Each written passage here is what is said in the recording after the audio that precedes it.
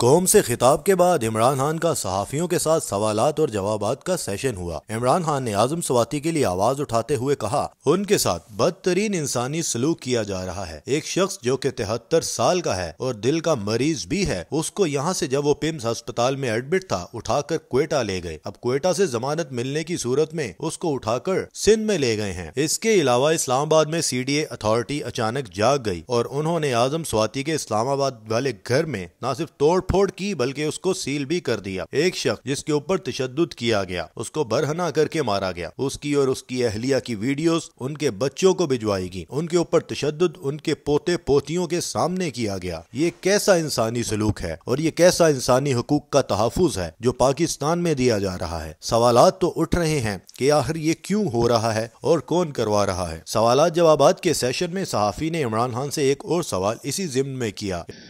شہباز گل کے خلاف مقدمہ درج ہوئے، اس بار تو ان کے خلاف لاہور کے اندر مقدمہ درج کیا گیا جہاں پر پی ٹی آئی اور کافری کی مشترکہ حکومت ہے۔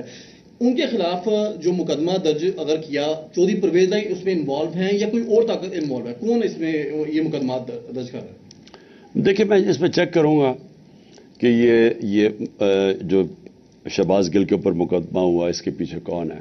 کرتے تھے ان میڈیا کے لوگوں کے ساتھ کیا ہوا، ارشد شریف کے ساتھ